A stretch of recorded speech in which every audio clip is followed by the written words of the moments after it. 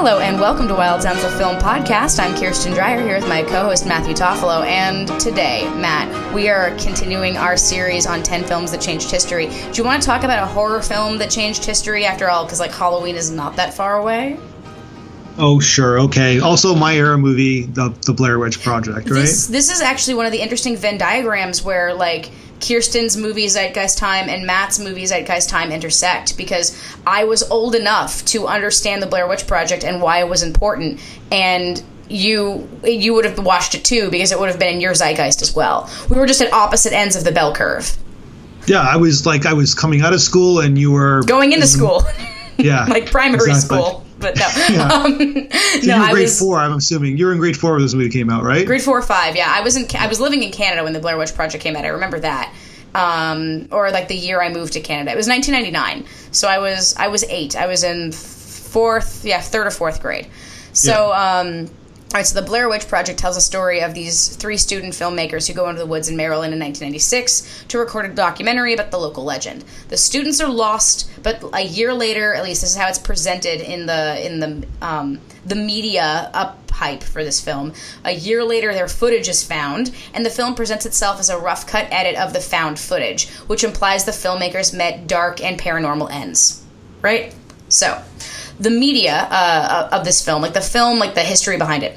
So the film had a successful run at Sundance. So again, we talked about a couple indie darlings that get picked up, right? Because it was so successful at Sundance, it had its distribution rights bought by Artists Entertainment for over $1 million. The film, and this is where it kind of gets interesting, the film was shot for $60,000, which is a very modest budget.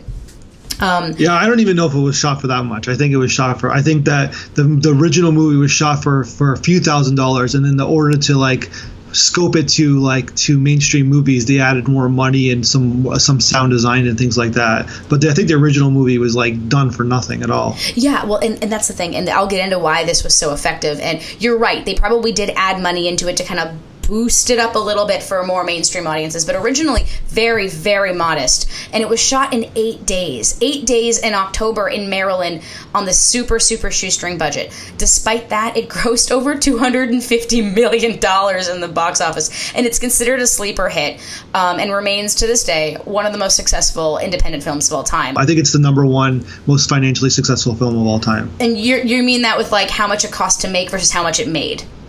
Both, how much it cost to make, how much money they put in distribution for advertising, and how much the movie made.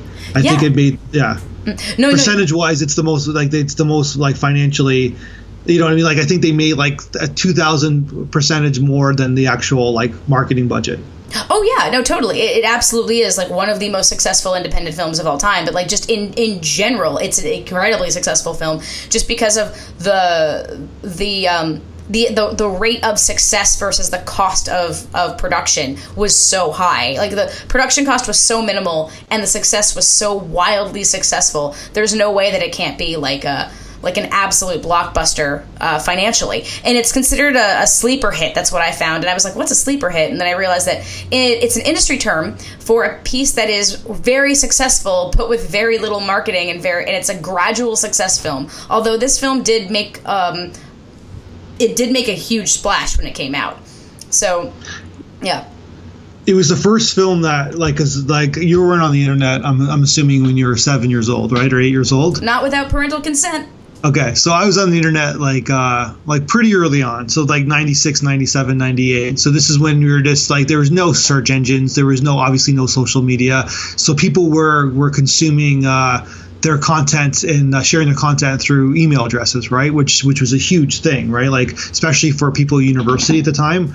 And so what you would do is that you would share out what you want to watch and what was interesting. In the Blair Witch, you can argue, is the first movie to have a marketing potential on the internet, because everybody was sharing this movie through email systems, especially the young generation like myself who are at university. So you can argue that this is the first film that actually tapped into the internet kind of marketplace. It's actually a really fascinating note that it was kind of around the birth of the internet and the beginning of the .com boom that this came out, because I remember very clearly it being 1999, computers, if you had a computer in your house, you were well off, and not a computer per room or a screen per room, but if you had a computer and they looked like bricks. They were massive, huge, big squares that sat on their own table, and you could get on the internet and you could type letters and they would go to somebody else across the internet like super fast. And I remember the Blair Witch Project being a thing that was on the TV as well as on the internet. People were emailing each other about this movie. I went to school, people were like, oh my God, have you seen the Blair Witch Project? It's so scary, right? So yeah, it was just the right place, right time, right concept. And we'll get into the concept as well. So the piece, when it actually hit theaters, had a split reception. It garnered good reviews from critics. Roger Ebert from the Chicago Sun-Times put it really well, that the noise in the dark is almost always scarier than what makes the noise in the dark. The Blair Witch Project is a reminder that what really scares us is the stuff we can't see, which is a really fantastic quote, and he just really hits it on the head with that one. Some critics called it a scam. It was a home movie that got lucky, and it was considered overrated. It was a low-rent horror with no real scares. But I'm more of the opinion that what the Blair Witch Project did with its style and its narrative choices is what shocked and put shockwaves in the world of subgenre of horror for decades to come, something that we still see in horror today. I call this movie a gadget movie, meaning that it has one trick up its sleeve and nothing else, which is sometimes, like you said, right place, right time, right era. It nailed on all fronts. But you can argue that the movie, like the filmmakers, didn't really do much afterwards, and it seemed like they only had one. They weren't really filmmakers per se. They had one kind of trick up their sleeve to make this film, and of course it took off like gangbusters, right? Yeah, and this is the cool thing. You're right. It in terms of it being a gadget film, it had one difference, one major narrative conventional shift, right? And we'll talk about exactly what that was, but that's all it needed. That's all it needed to terrify the world. And it's all it needed to change and basically create a new genre of horror, like a subgenre in itself. So was it scary? That's ultimately up to the viewer to decide, right? The individual person.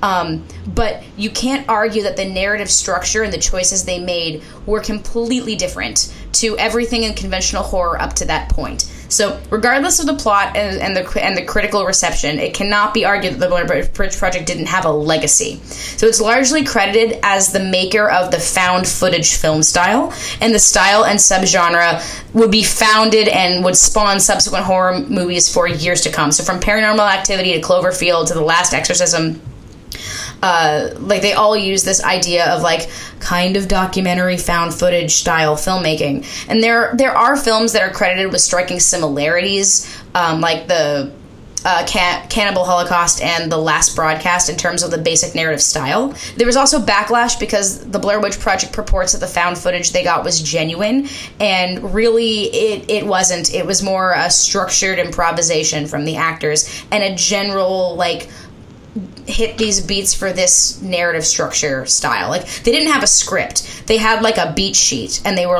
improvise what's happening, and then they built a story from it.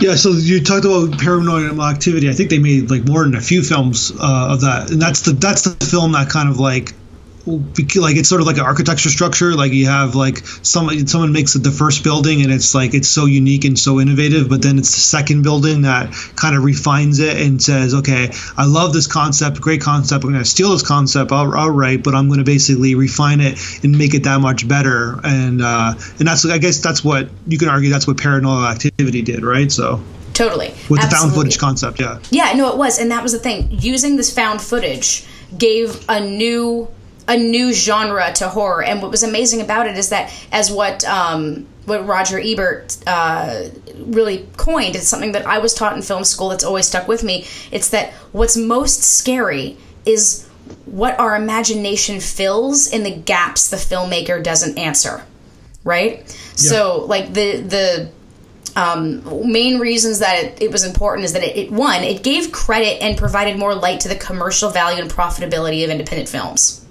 It also credited as finding this found footage technique, which was a blockbuster success. It's also really easy to make a film for a lower budget for by more economical means and still get the same kind of profitability as a high budget horror, right? It's an amazing brain hack for making something scary, right? Today, this subgenre of horror has, a whole bunch of films that have spurned from it. And you're right, like, Blair Witch Project was the first of its kind. But you can argue that within this subgenre of horror, the best of its kind came later. And today, it's still listed as one of the 1001 movies to see before you die. And The Hollywood Reporter numbered it as number 3 in the top 10 of all of the scariest movies of all time. Okay. Yeah. So yeah, in conclusion, like, it's spooky, but it also gives credit to what's really terrifying in horror films. Not necessarily CGI monsters, not slash gash blood guts horror. What's really scary is what our imagination creates for us when we don't know what's happening. Yeah, 100%. It's like the scary monster's outside, but we don't see the scary monster. We just the perception that he's out there is what makes things scary. You know who else did that really well? Jaws. What? Oh, of course, yeah. But there's a story behind that. But yeah, they broke the Jaws. It was supposed to show up in the first act, but they broke the Jaws mechanical thing. They broke the monster. When they were making the movie, they were like they were shooting all these scenes and they wanted the Jaws, but they couldn't do anything about it until they were trying to figure out how to fix it. And that's sort of like how it came up to that happenstance where he doesn't show up until the end, and when he does show up, it's even more scarier because we've had him in our imagination for 2 hours, right? Yeah, so you only need to see him for that 8 seconds or however many seconds it is, because what's most scary is what our brains have been working up and churning up in the process. The Fourth Kind also does that. They never show the monster, which makes the monster that much scarier, right? What we can't see is always scarier than what we can see.